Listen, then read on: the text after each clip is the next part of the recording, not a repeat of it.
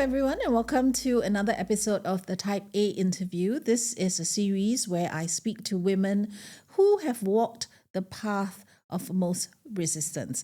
Okay, I can't think of anyone who has chosen a more difficult path than my guest today. Her name is Vanessa Ho, and she is the executive director of Project X, which is the only rights-based non-profit organization in Singapore dedicated to supporting sex workers. Now, on her LinkedIn profile, Vanessa calls herself an intersectional feminist. So I intend to ask her what that means. But she's also a community worker and a human rights activist. Her journey is from what is commonly known as an elite background to becoming an advocate of one of the most marginalized societies in Singapore.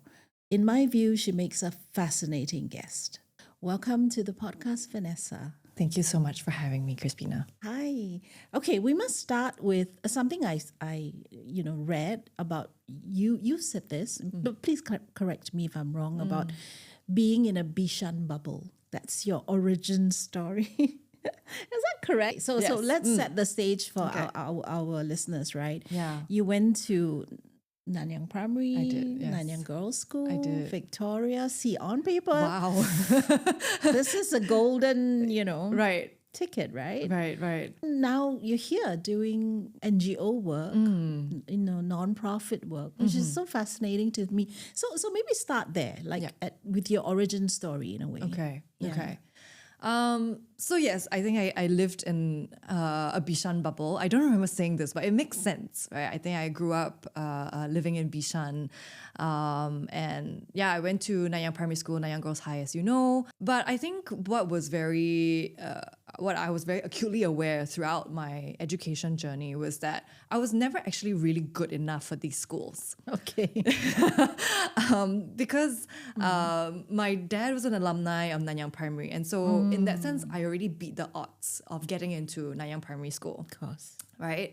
And in Nanyang Primary School, I actually didn't do very well with my PSLE. Okay. But because we are affiliated with Nanyang Girls High, I got a discount to go into Nanyang Girls High. Yeah. So everybody that I met in Nanyang Girls High were like elite students, like top students, really good academically, really strong. And I was the one falling asleep in class, eating the biscuits in class, getting into detention. I wasn't very bad. I was just maybe a bit sleepy. Right. But yeah, so I was always very acutely aware that I was just not as good as everybody else. Right. That was kind of my background. I went into Victoria because I really wanted to do theatre studies. Yes, Victoria had a good theatre studies program. Yeah, it was back in my day. It was the only JC that had a theatre program. So it was the only reason I actually bothered to study when I was in Nanyang. I was just like, okay, I really want to go into this school. So I spent like the last 3 months studying really, really hard for my O-levels. And thankfully I managed to get in. But I was actually one of the students that had to go into the principal's office to get her to sign off on my preliminary scores for O-levels because I didn't make it to any JCs. So that makes you the cool kid, right? I mean, like, how many people go to the principal's office? No, so I wasn't the cool kid either. The cool kids were like the basketballers. They were the netballers who like go out and win medals, and they were like very fashionable. Right. But I was a little bit stupid. I was the class clown. I was the clown in school for the theatre festival. I see. Right. So I didn't have many friends at that time. So I was just a little bit of an awkward kid. Right. Yeah, so that's kind of to paint you a picture about me but growing up. Just staying there a little while. Okay. I mean, but that sounds tough to me. Like I imagine that you have all these pressures around you in school. Yeah. Your very formative years. Yeah. Feeling a bit displaced in a top girls' school. Did you feel at any one point that, okay, I really can't do this anymore? Or it was just a question of, how young people are, they just resilient and they just move on? I always felt like I was 1 year behind everybody. And apparently this is quite common for people who are born in like the end of the year. So I was born in October, end of October. Right. Right. And so people who maybe had a January birth date would have like a 1 year head start Yes. in terms of like brain development. Yeah, Right. So I actually sure. felt like I was always 1 year behind. And I always felt like if I could just have one more year of secondary school, I would have been Okay. a lot more comfortable. Yeah. So I didn't drop out, but I just maybe managed enough. And I think Victoria was good enough of a motivation to just make me like study really hard. Yeah. And so I made it. But Yeah. even in Victoria, I once again felt like I was not good enough because people were there in the first intake and they were, perfect A scores. And yeah, so But that's the kind of pressure that, a lot of parents tell me, that their kids have to bear. But you see, that's the thing. And then you went to do economics. Of all things. Of all things. So your dad won that battle. He did. He absolutely did. He won that battle. I mean, I wanted to do theatre studies for my bachelor's, but he was like, no, I'm paying. So you got to do what I want to do. See, that's why when you're poor, you have to listen to them. Yeah, correct. I was like, sure, I'll do it. But I maintained an interest in the arts throughout my university. So I took like side modules on theatre, on art history, on critical theory. So that really kept me alive, I think, throughout my university. So when I did my master's degree, that was fully an arts degree. That was a master's of arts in gender studies. That was when I actually felt like it all clicked in my head. Like, I'm actually not stupid. I just haven't been studying what I'm interested in. Right. And I just needed things to make sense in a way that it hasn't made sense for me. Right. So yeah, in my master's was when I really thrived, and that was when I actually gained the language around gender and society and culture. Yeah, so I read that module that you took or that program that you took on gender was kind of like your road to Damascus kind of moment. You finally realized, oh my God, I love this. Yeah. I'm good at it. Yeah. So tell me about that. Like, so then you decided. So how old were you then? In your early 20s. Early I 20s, assume. yeah. Yeah, so then you had also the tools, the agency to be able to talk to your parents and say, look, this is what I want to do. Was that difficult though? Oh, 100%. So for the master's program, firstly, they were okay. I mean, having a master's program looks quite good on paper, right? Like it looks really fancy and everything. So they were very approving of that. And at that time I think it was the economic crash or so, right? And so nobody was going to get a job. And I was like, fine, I'll continue studying. I think it was the nonprofit work that really took them a lot of time to get used to and understand. Even up until today, I'm not entirely sure if they fully understand what I'm doing. Right. But yeah, I think I'm quite stable in my career here also. So they've not so worried anymore. Okay, let's talk about Project X, right? Okay, so I know it was founded by a social worker back in 2008. That was a long time ago. Yeah. You joined the team about 2 years later, 2010? 2011. 11? Okay, and then you did it initially because, well, you just needed a job, right? That's right. After you've graduated. Yes. But then, like a year later, you took over as executive director. A year later, I took over as project manager, project coordinator. It was too small to call myself an executive director at that time. We were managing like a 10K budget. It was more project than anything. So at the start, it was still very part-time for me. I was still doing a bunch of other income generating things. Okay. And Project X was just me spending a lot of time in red light districts actually. Yeah. So I mean, I wanted to know like why Project X? Was it just accidental or of all the things that you could have picked, right? Yeah. For nonprofit, there's so many things. Yeah.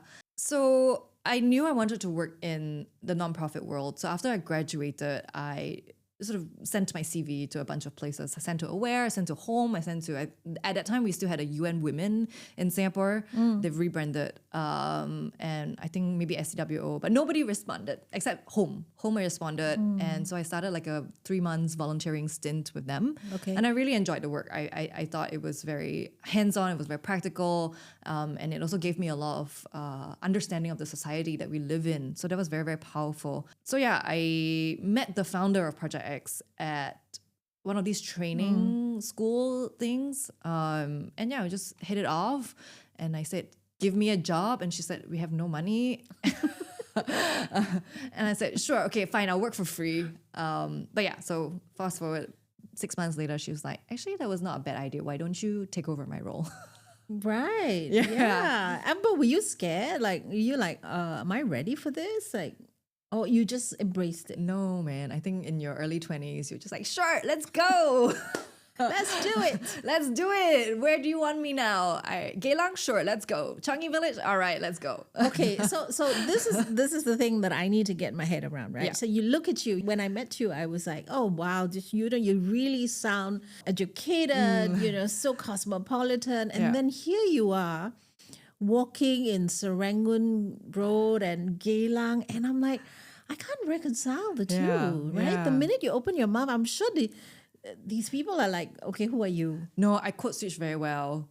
Yeah, so That's one of your talents. it is one of my skills that I have. That I mean, this polishedness to me really came to me after like my master's degree. Okay. And I think actually it's a very good point. We never really dwelled on it very long, but. I always spoke funny in school. In Nanyang, with a more Chinese education, I always spoke English with like a Chinese accent, right? Okay. And moving to the UK was very difficult because people didn't understand what I was saying. And I was like, what do you mean? And I didn't understand what they were saying either. I was like, what are you saying? So it was a huge adjustment, and it took me a good 4 years before I sort of got something hopefully quite neutral in terms of my language. But I still feel for that Singlish, that was my roots, right? Right. That how I spoke in the past. And yeah, so I'm able to just switch based on who I'm talking to. And if it's somebody who's like a Singaporean, I'm like, okay, yeah, let's revert back into Our something quite, Singlish. yeah, something quite homey actually. Yeah. And this is really my presenter voice. This is, Yeah. I put it on when I feel like I want people to take me a bit more seriously. Yeah, especially because I started this work when I was very young, in my early mid-20s, right? And I was already talking about stuff like public policy, public health. Yeah. And people look at you and just like, you're just like a little baby. Yeah. What do you know? And so it was a huge struggle at the beginning to get people to respect like what I was saying and my opinions. Yeah. Now much better. Now having done this for 15 years, I feel like people are more willing to hear. But I think the accent also helped a little bit. Yeah. And just, Okay, let's come back to Yes. the people that you advocate for, right?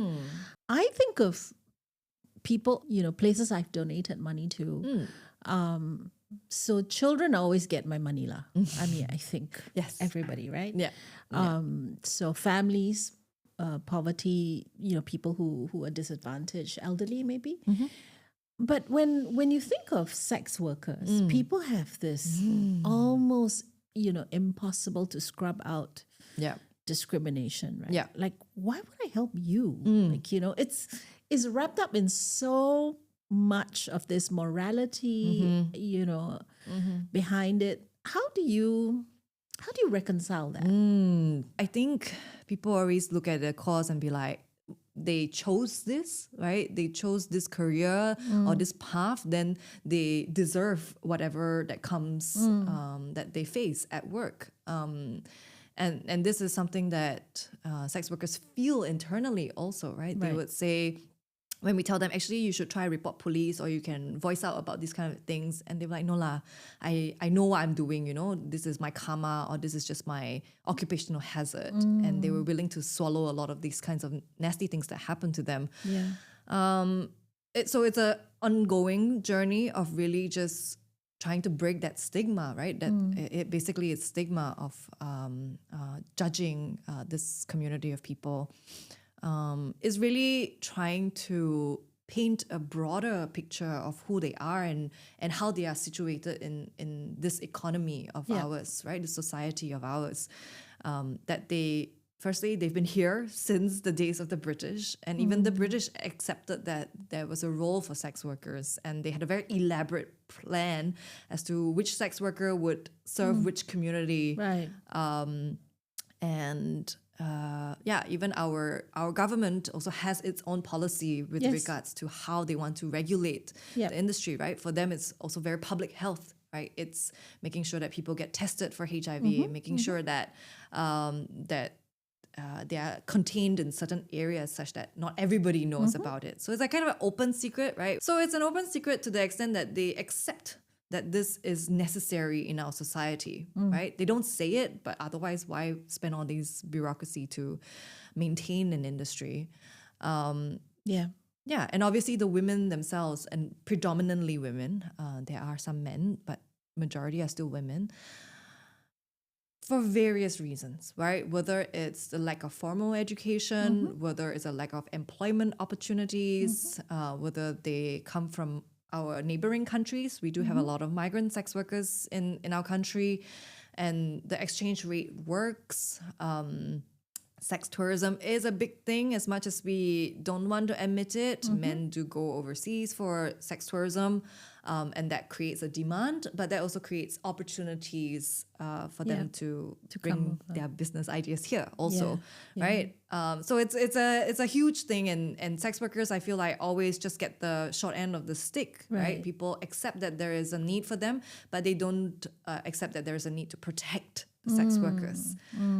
And so that's why I think Project X is still existing till today, despite all the challenges. What have you noticed? 15 years is a long time, right? I mean, just the last 6 months has been exhaustingly different for me. Yeah. But like 15 years, what has changed? Like, are you seeing more migrant sex workers, or are you seeing younger women? Are you seeing older women? So much has changed, but also so little has changed, right? I think it has always been migrant dominant. We've always seen sex workers from Vietnam, China, Thailand, Indonesia, Philippines. These are sort of the main areas that people come from. Even when I first started, there was also a thriving Brazilian community of sex workers in Singapore. Wow. Yeah. Ukrainian, Russian sex workers were also... I remember that phase, because Yes. I used to see quite a few of these women. Yeah, Orchard Towers That's was right, very famous. in town, right? Yeah.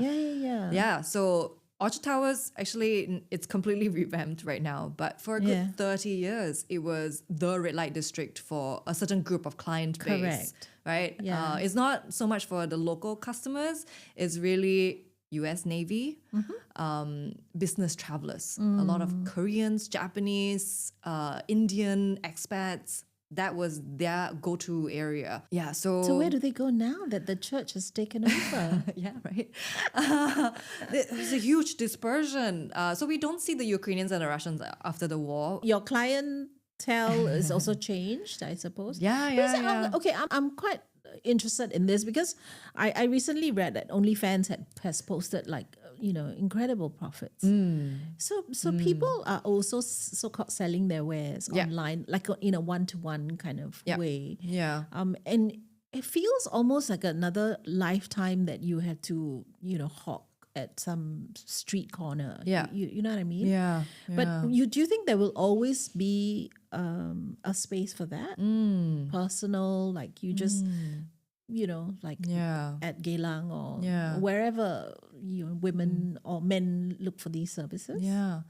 So actually, street-based sex work, brothel-based sex work is also no longer the most popular form of sex work. It used to be. Now, actually, it's what's dominating our headlines is the massage parlours. The massage parlours offer something that brothels and street-based sex work that couldn't offer, which is, firstly, they tend to be in neighbourhood areas. So you didn't have to travel all the way to Geylang, right? So say if you live in Tuas or if you live in Woodlands, Geylang would have been super inaccessible, right? And it offers a certain level of discretion. If you go to Geylang, people are like, oh, you come to Geylang, huh? Why? But if you are in the neighborhood, you could really just go for a massage and get a happy ending, right?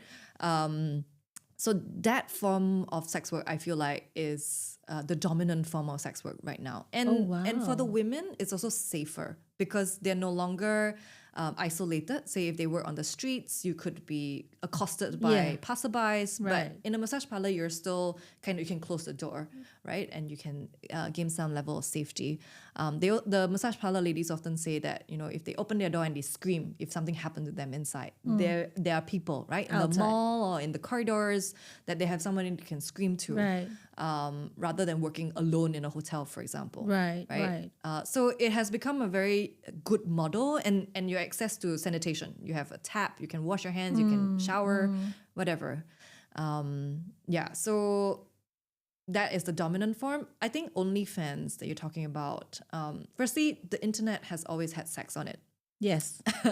Of course. I think it has, I mean, not just pornography, but just images, right? Yeah. I think when people discovered that they could do all these image stuff, people have been naked on the internet for a very long time. OnlyFans gave people a way to create for themselves. That's right. Become independent creators. They do pay OnlyFans a huge cut. And I know OnlyFans has the setup, it can be a bit exploitative. I see. But people have control over their own means of production, basically. Right? Yeah. And somehow it's kind of everywhere, right? I mean, you can have clients all over the place, I suppose. Yeah. Okay, coming back to the massage parlor thing, right? As a parent, I can imagine what some concerns might be, right? Yeah. If the massage parlor near my home have women offering these services, then if I have a son, for example, I might worry that, it might be too accessible, and it makes it just that much harder for me to control. And also your neighborhood, your idea of neighborhood is like just your NTUC and all your, your regular, your waffles, your banh mi. Your bubble tea or whatever. Yeah. You didn't have to confront sex work. You know, which we compartmentalize, right? We think that doesn't belong here. Yeah. It's like the Sesame Street thing, right? Yes. How do you respond to people who say that? Yeah. Actually, why don't you elaborate a bit? Like, people do say like there's a certain disamenity, right, when there is sex work in their neighborhood. And I always wonder what that disamenity is. So what are they talking about? Yeah, what are they talking about? Yeah. You see, so I'll give you an example. So so Joo Chiat used to be full of Vietnamese women, right? Yeah. So one time we went for dinner there. I mean, go there quite frequently for dinner, and so one of the girls were like start pulling the boys and saying, "Oh, do you want to come here?" Blah, blah, blah. Yeah. So this happens in other parts of Asia. It's quite normal, but I was a bit surprised, that it was like quite brazen, quite brazen, right? Yeah. So that led me to think, okay, should the government do something about this? It felt like a lot. Yeah. It didn't feel discreet like it did. When I was a newspaper reporter, so I used to cover Geylang stories all the time. You knew, that this world was different from when I went back home. Right, was a different space. Yeah. So, but when the two meet, it seems a little bit, I don't know, discomforting for people. I think. Yeah. You know what I'm saying? It's like they're there, right there at your doorstep. Yeah. So I think that's the challenge. Makes sense. Yeah, I think so. I definitely hear a lot of people saying like the pulling, the touting, right? That one. People are just like, and I think what you said was really interesting, that you have to confront this. You're ready to talk about this issue, but not like in my home area. Yeah. Right? It's something that that I'm happy if it's in Geylang. And I think that's why the government wanted it all enclosed in Geylang and Little India, in some parts in Little India also. Right. But it was obviously a matter of time in which things start to disperse. And also because Geylang was highly policed. I don't know if you remember MP Fatima Latif lambasted the police on her Facebook post for not doing anything in Geylang. Oh, really? This is like 2012, 2013. Okay. And then they cleared out all the street-based workers from Geylang as a result of that.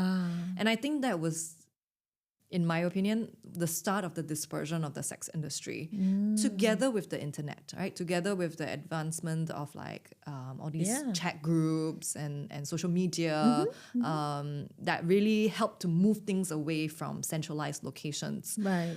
The other thing that I hear people talk about is, I guess, so there is the women, and then obviously there is the customers, right? So some people say, I don't want all these creepy men like standing in my neighborhood or like waiting to get serviced. So yeah, I think maybe you're right. Maybe it's just that it's very confronting that you have to talk about sex when you're not prepared to talk about sex. And right? you know we never talk about sex. Come on. Correct. You know? Yeah. Until we are forced to talk about it, like the kid asks you, hey, what's going on? Yeah. And then you are like, okay. Yeah. Right? So it's just, and that's the interesting contrast that I thought. Yeah. You know? Yeah, I think to that, even in my team, we are kind of split. On the one hand, there are some people in my team who are just like, yeah, you know, this is home, this is where go home to your families. But on the other hand, people are also saying, actually, a lot of people have sex behind closed doors and you don't know how or why they're doing whatever they're doing. And to an outsider, you wouldn't know. Yeah. Right? And so does it change how you want to have this conversation with your children or your family? Yeah. So I understand the economics of it, but unfortunately this group of people, they run into the society, they run up against, you know, values and morality and those kinds of things. So that makes your work much harder. Absolutely. Yeah. And yeah, I also don't think that the clamping down works. So that's the other part of the equation, right? Okay. I think going on to rate the different venues, I feel like it's really like Hydra. You cut off one head and Another few pop up. Yeah, another few more pop up. Yeah. And I feel like they're not nipping the problem in the bud. Which so on the one hand, I feel like, and I don't know if everybody will agree with me on this, but regulation, I think is another part that we feel like nobody really wants to touch. But we always try to tell them that why don't you try to regulate massage parlors in a way that some can do happy ending and some can't do happy ending. Ooh, that's tough. It's a tough one. I know it's a tough one, but it's about redirecting. And then if you can have like a 18 sign and a under 18 sign on the doors, then they have their own set of rules that they have to follow, right? Yeah. Like not touting, for example, not advertising, for example, which is how the Geylang brothels run, right? They're not allowed to tout. They're not allowed to advertise. Correct. The only person who can tout is the pimp sitting outside, right? So you would, funnily enough, advocate for a little bit more regulation. A bit, yeah. Protect everybody. Absolutely. To give a space rather than you just catch. And And then what happened? This reminds me of the COVID KTV thing, right? Yes. And I was like, I know the whole focus was on all of these girls, right, who had to come and do this, and so, and people always blame the women, but it's a demand and supply thing, right? If you didn't have these uncles who wanted to go to these kids, so sort out the uncles lah, right? You and know the what I mean? business owners, right? The people who are like, wow, there's a market here. I'm going to try and make some money out of this. They are the ones who are masterminding all of this. Right. No, because so money will always be the engine that runs this, right? Yeah. And the girls, unfortunately, sometimes just the tool for it, right? Absolutely. They just want a job. They just want to go where they can earn a money, a living. Yeah. But tell me something, you know, about sex workers that you know, regular conservative Singaporean, may not know. Like, but this is the world I would never have a chance to learn from, right? Like all the people that you meet, all the workers that you meet, what is it that strikes you about them? Wow, I really met so many very powerful women in my work at Project X. Such a huge spectrum. So I'll just maybe tell you a few people who have just lingered in my memory for such a long time. I think the old brothels in the Flanders Square, Patin Road area, so these are really old brothels, they still exist today, 30 years on. And the women in there are in their 50s, 60s, 70s. Oh, wow. Yeah. And they've been doing this job for 20, 30 years. right? Okay. If they were fired, literally they wouldn't know what else to do. And I think what was very inspiring is this group of people are really your classic story of they couldn't read, cannot write, they never went to school. They are like the 10th child in their family, and they have children, but they send their children to universities. They send their children to like universities in Australia, England, everywhere, from the money that they earned from sex work. Oh, wow. So this group of women, they really broke the chain of poverty, right? The cycle of poverty through sex work. And it's just so inspiring to just listen to them tell their story. Some of them have retired. So some of them now have like a farm in Malaysia growing like mangoes. Yeah, and they retired or they only seek regular clients now. And so these regular clients, if you think about it, they're just people who they have seen for the last 20, 30 years. So they're almost like a mistress, but not quite with the privileges of a mistress. But it's also very heartwarming to see this relationship between sex worker and client last for so many years. And that they have this like special relationship amongst each other. So that's one group of people that really, really inspire me. Obviously, there are a lot of transgender sex workers in Singapore. It's no longer the case now, but it used to be that transgender women growing up, they felt like they must do sex work as their rite of passage. So a lot of the transgender sex workers I meet nowadays, they started sex work when they're 14, 15. Oh, wow. Which is underage, right? But that is the age where they discover that their gender dysphoria. And that's the age where they get kicked out of homes, kicked out of schools, and they need to earn a living at a very young age. So sex work became a very obvious choice. Thankfully, we no longer see young transgender women entering into the sex industry. One or two rare cases. But I think the opportunities have changed and advocacy has changed over the years. That's good to hear. Yeah. But it's really this group of women, again, through sex work, they earn enough money for their hormone therapy, for their surgeries, for their gender affirming surgeries, such that some of them are able to move on, into other jobs, whether they work in corporate now or they work in F&B now. Sex work, again, provided that stepping stone to buy them a new lease of life. Yeah, yeah. We see a lot of single mothers. The foreign bride boom, I don't know if you remember, about 20 years ago, 15, 20 years ago, there was a Singaporean men marrying Indonesian, Vietnamese. Yeah. Yes. So what we see now is the fallout of those marriages, right? So they all got married, had children, because that was the passport to getting citizenship, right? That's right. So 2, 3 children, right? In order to secure the boy to go to NS, then confirm can get citizenship. So yeah, marriages have broken down because expectations were different. One was hoping for a good life, one was hoping for a subservient wife. We know how that might turn. Not all broke down, okay? From where I stand, I see those that have broken down. Yes. So again, they turn to sex work as they didn't have the formal education or their certificates were not recognized in Singapore. And sex work, their friends tell them, just do this lah. You have no choice, right? This is the only way you're going to earn the kind of money to raise 3 children, maybe an alcoholic father or maybe somebody with a gambling problem. So the spectrum of women that I really get to meet. Yeah, that's very interesting. In these 15 years, right, you've grown Project X. You now have paid staff. Yeah? I do, yes. Okay, and over 60 volunteers, your operating budget has grown by 10x. Yes. You must be really, really proud of how far you've come. What do you think, has made that success possible, do you think? Changing attitudes, just how good you are. Admit it. I'm just super stubborn. I'm just like, this needs to get done. Just pure brute strength over the years.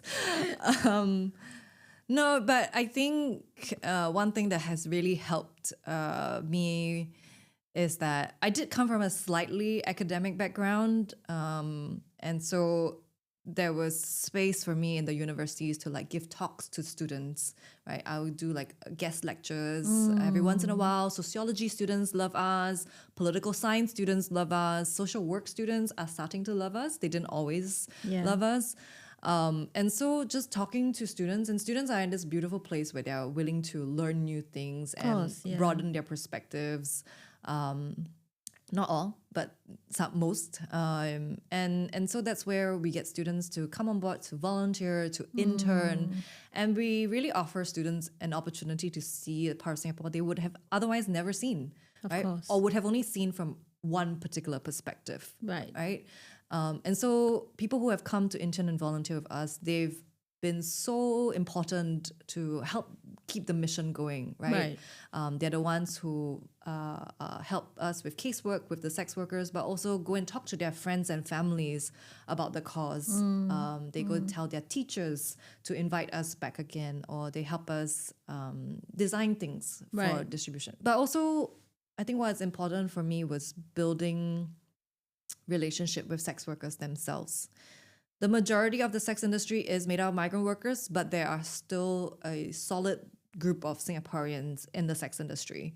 And I think getting to know them over the years has been very powerful in building the movement, right? Building the community of sex workers who support each other and who come out of isolation, because it's very isolating, right? You don't think that you can talk to other people about your sex work. Especially if you're local, right? Yeah. I mean, you were the friends here. So you would never tell your friend what you do if you did this, right? Correct. Yeah. So there's a lot of shame attached to a lot of shame. And they internalize it, I'm sure. Now, I mean, I always believe that, people don't just do things because they feel like it. It always comes from somewhere. Yeah. Right? There must be something that led them to this. So, that there should be some understanding. Yeah. Because that's how we all make decisions too about what we want to do. Right? Yeah. Just the other day, we had someone text our hotline to say like, oh, they're looking for some support because they just entered into this industry, and they did it because they suddenly have a mounting debt. I don't know, they didn't elaborate what kind of debt they were in, but it sounded very, very desperate. And for months, we kept asking her, come down, talk to us, meet us. And she's just like, no, I'm so ashamed of myself. I cannot face anybody. What if I bump into somebody I know? Yeah, so it's still an ongoing journey. We're still trying to support her over the internet. But it's very, very common. I mean, I've heard recently about men who are on dating sites and they've been approached by young girls or women who say, okay, I'll be your exclusive sex partner, but you have to pay for it. Yeah, sugar babies. Sugar baby. Yeah. And I was like, okay, I guess it's good money. Particularly if you had debt or your family just simply doesn't have enough for the kind of lifestyle, maybe that, or not even lifestyle, forget about that.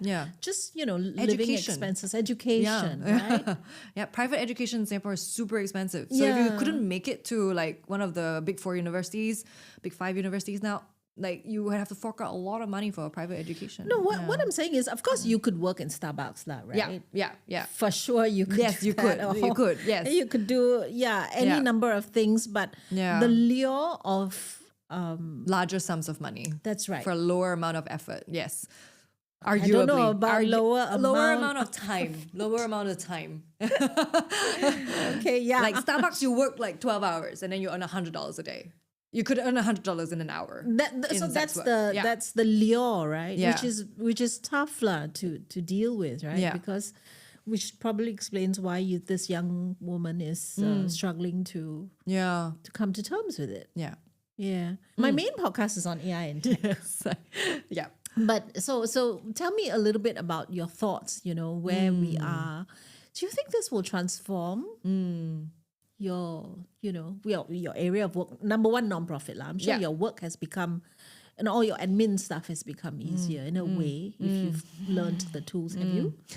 The answer is no. I have a notebook.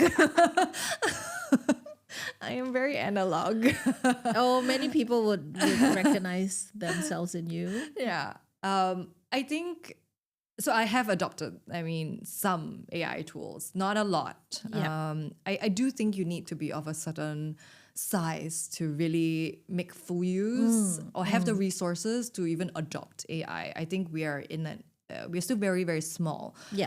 So adoption of AI is a bit hard. Although we have looked at AI for, say, like our accounting services. But they're all also very nascent. Yeah. So we don't trust it as much as we ourselves key the numbers, you know. So Yes. we don't want to have to babysit the AI either. Not That's at this, right. not at this scale. I think Yeah, for it's sure. hard to babysit the AI. But yeah, I have team members who are like, can we go for some AI courses? Because the government has been really talking about it. But yeah, it's use the Skills Future credit. Yes, Go yes. for the AI courses. yeah. Yeah. Okay, but also, on the other hand, you have all these deepfakes, which is what we talked about before, right? Yeah. That even sex workers can get trapped into this. Yeah. And it's a bit scary, especially for younger people. Do you see that's becoming an issue or not really at this point?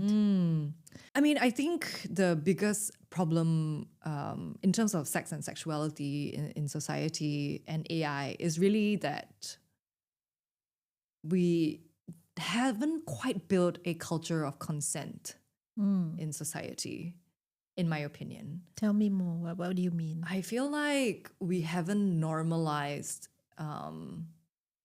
consent in a way that it needed to be normalized before AI shot to such popularity. Okay.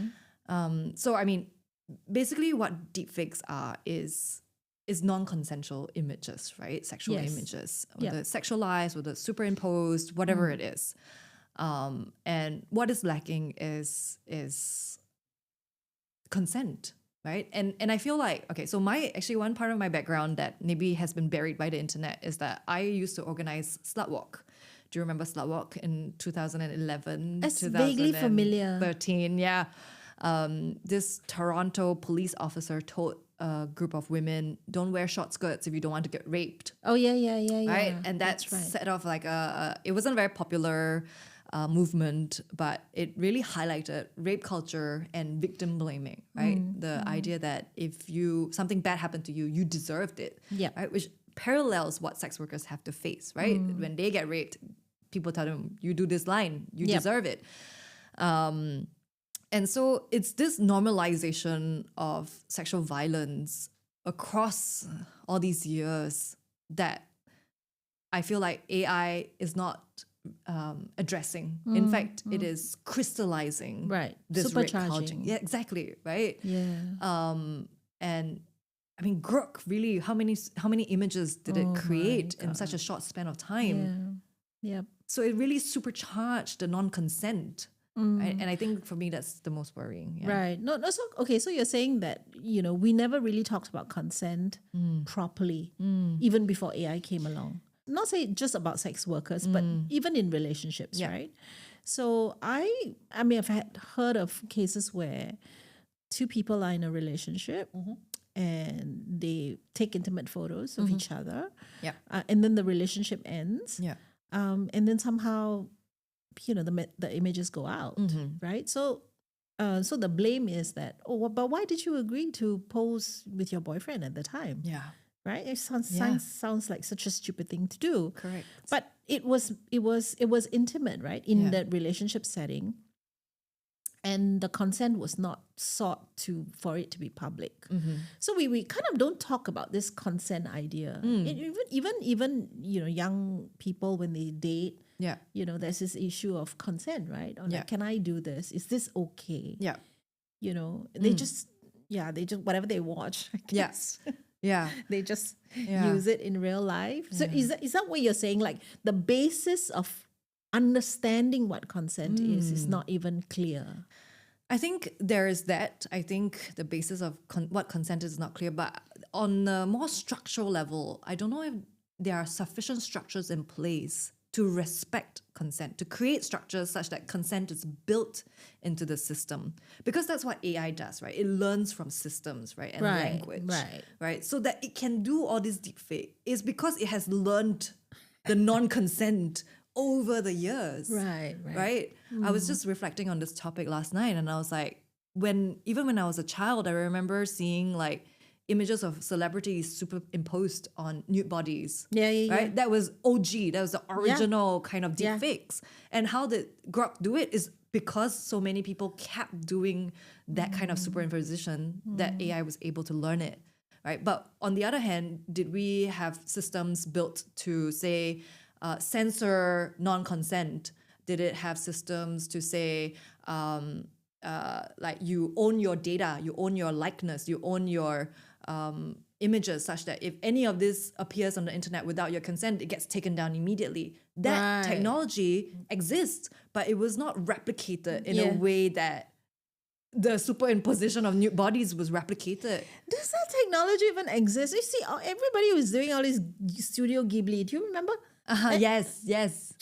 Nobody is paying that guy who created it, right? Like, and nobody stopped to think that, hey, this is you don't have my consent to use my art, right? Exactly. Trademarking of art, again, also something that constantly gets infringed upon. Right. So you think that this whole thing about deepfakes is just going to get worse now?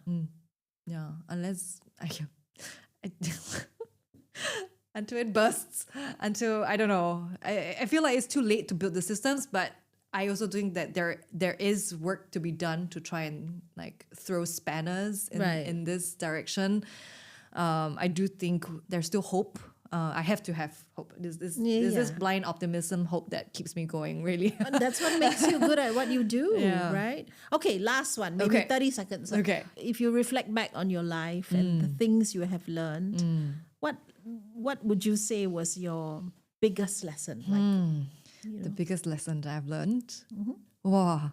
Or maybe one or two lessons you've learned. I think there is room, if there's one message that I like to maybe represent, is that I think there's room to carve your own path. I think there's room to do what you think is right for you and for the people around you. Yeah. Doing Project X work, I think there's just so many people who say that you shouldn't do this, not possible. So many people tell me in my face, forget it, like, it will never happen in your lifetime, the kind of destigmatization that we hope for. But I think it's still important for us to take up space and say, you might think that way, but we think differently.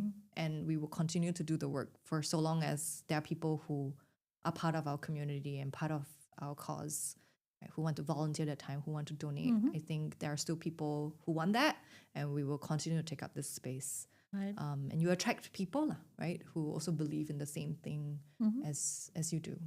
Yeah. So don't be afraid of choosing a difficult path. Yes, and it won't be difficult if it's something that you truly believe in. Yeah. And you love doing. Yeah. Thank you. Thank you. Miss Vanessa Ho. Thank you, Miss Crispina. Thank you everyone for listening to the podcast.